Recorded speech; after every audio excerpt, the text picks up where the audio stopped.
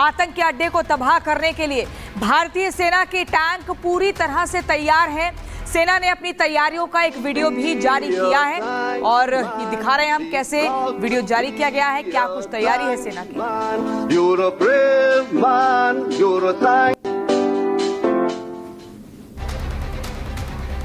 मेरी तो रेजिमेंट ही वहां है कि भारतीय सेना किस तरह से तैयार है, क्योंकि सेना अब इंतजार कर रही है उस पल का जब एक तरह से आदेश मिलेगा। कॉम्बैट रेडी कैसे है इंडियन आर्मी, ये तस्वीर देखिए और भारत का दम दिखाती ये तस्वीरें कहीं ना कहीं बहुत डरा भी रही हैं पाकिस्तान को। हमारे साथ group captain UK Devnath sir हैं।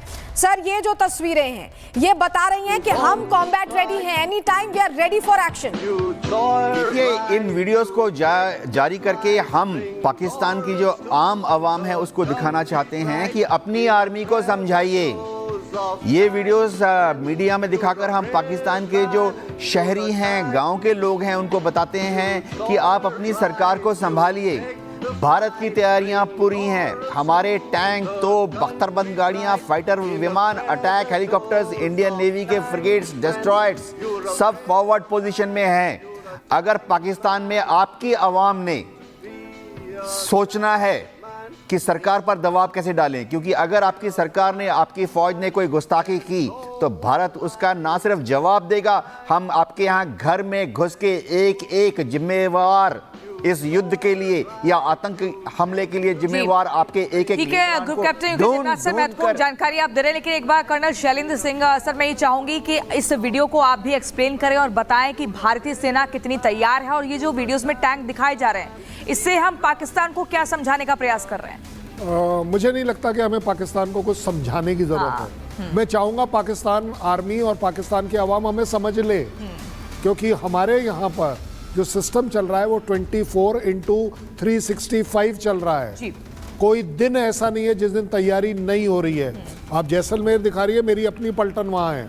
मुझे मालूम है पिछले एक साल में एक बार भी हम उनको विजिट इसलिए नहीं कर पाते क्योंकि कोई ना कोई तैयारी चल रही है, कोई ना कोई एक्सरसाइज चल रही है। रोज़ाना सवेरे हमारी जो ट्रेनिंग स्टार्ट होती है वो 9 बजे स्टार्ट होती है। 9 से लेके 12 बजे तक सिर्फ और सिर्फ आप इक्विपमेंट के ऊपर ट्रेनिंग कर रहे हैं, उसको मेंटेनेंस की ट्रेनिंग कर रहे हैं, उसको चलाने की ट्रेनिंग कर रहे हैं, जो आपके कैलकुलेशंस की ड्रिल है उनको कर रहे हैं। सो यू सी, ये जिसको बोलते हैं ना, हमारे यहाँ ट्रेनिंग और अपने आप में तैयारी हमारा रिलीजन है, ये हमारी पूजा है। सर, लगातार वीडियोस हम दिखा रहे हैं, जल सेना, जल थल नभ शब्द हम देखें जो चारों तरफ से बस ये दिख रहा है कि प्रशिक्षण की जो तस्वीरें हैं वो सामने हैं, अभ्यास की तस्वीरें सामने हैं, यानी कि हम पूरी तरह से तैयार हैं। हम हमेशा तैयार थे, हैं और रहेंगे। पाकिस्तान की आवाम, पाकिस्तान की आर्मी जानती है इस बात को, रोक सके तो रोक लो। और सर, ये जो वीडियोस हम देख रहे हैं जिसमें टैंक्स हमें अलग अलग दिख रहे हैं, इसको थोड़ा सा, ये तस्वीरें हम लगातार दिखा रहे हैं, मैं चाहूंगी थोड़ा सा इसको भी आप एक्सप्लेन करें। नहीं, देखिए, अब ये आपके सामने से गया, ये टैंक था, इसके पीछे ये जो जा रहा है वो BMP था, उसके पीछे फिर से एक टैंक आ गया, ये जो आपके सामने एक और जा रहा है ये बख्तरबंद गाड़ी है, ये एक और टैंक है। ये जो एक वैरायटी हमारे पास अवेलेबल है, ये भी अपने आप में बहुत बड़ी चीज है, क्योंकि अगर आपके पास वैरायटी ऑफ वेपन है तो आप हमेशा दुश्मन को सरप्राइज कर पाएंगे, कौन सा वेपन किस जगह से कैसे। ठीक है सर, आपको माफी के साथ रोक रही हूँ क्योंकि बड़ी खबर आ रही है, दर्शकों को बता रहे हैं, आपको तस्वीर भी दिखा रहे हैं किस तरह से तैयारी है, ये तस्वीरें बता रही हैं। टैंक्स हमारे तैयार हैं, समझ में आ रही है। और इस बीच एक और बड़ी जानकारी, पहलगाम पहुंचे हैं NIA के महानिदेशक, ये बड़ा अपडेट मिल रहा है। बैसरन घाटी पहुंचकर तमाम जो चीजें उनका जायजा भी वो ले रहे हैं। NIA जांच जैसे जैसे आगे बढ़ा रही है, रोज नए खुलासे हो रहे हैं और हमारे सहयोगी सुमित चौधरी हमारे साथ जुड़ रहे हैं। सुमित, कल 3D मैपिंग होती है, आज महानिदेशक पहुंचते हैं, NIA जांच का दायरा बढ़ा रही है।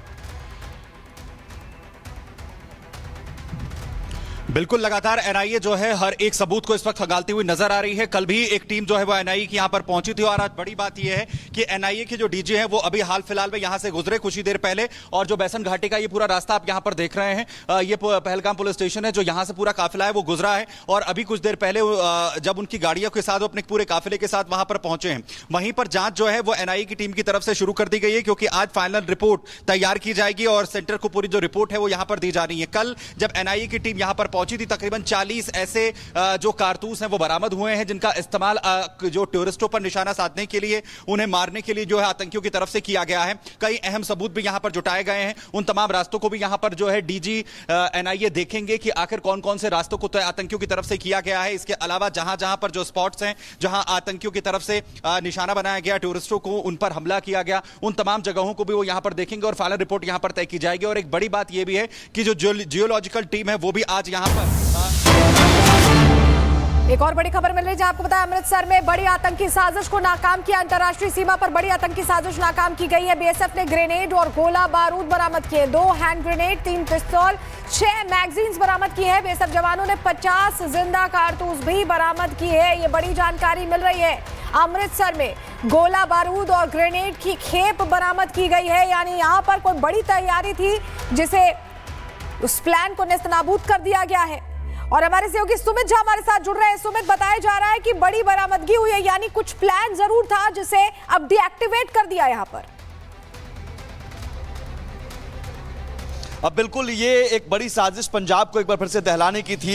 बीएसएफ ने जो ये भारोपाल गांव है डिस्ट्रिक्ट अमृतसर, वहां पर 2 हैंड ग्रेनेड, 3 पिस्टल और 6 मैगजीन और 50 लाइव राउंड्स रिकवर्ड किए गए हैं। यानी कि तमाम जो साजिशें हो रही हैं उन साजिशों का करारा जवाब दिया जा रहा है। बीएसएफ पूरी तरह से तैयार है। लेकिन इसके अलावा मैं जहां खड़ा हूं जरा उसके बारे में बताता हूं। ये मेरे पीछे आप टैंक देख सकते हैं।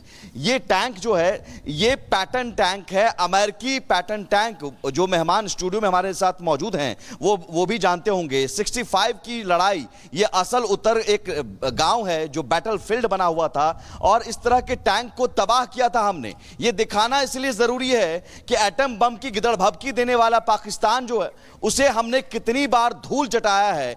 इतने अत्याधुनिक टैंक उस वक्त हुआ करते थे M48, जिसमें 105 mm के ये एयर गन और एयर गन ऐसे 97 टैंक्स को हमने तबाह किया, जिसमें 72 पैटर्न टैंक थे।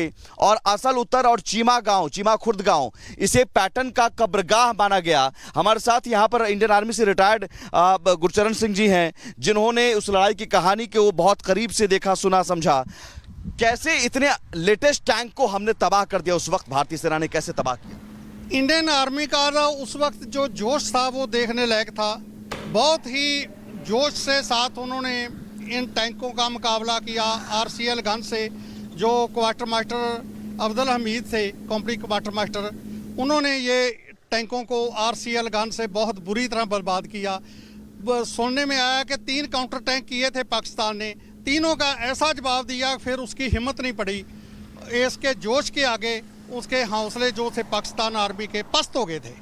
ये जो मेरे पीछे है, मैं बोलता हूँ, दिखाऊंगा, ये हामिद स्मारक है। ये वार मेमोरियल है। जो हमारे जवान उस वक्त शहीद हुए थे उनका ये पूरा वार मेमोरियल बना हुआ है।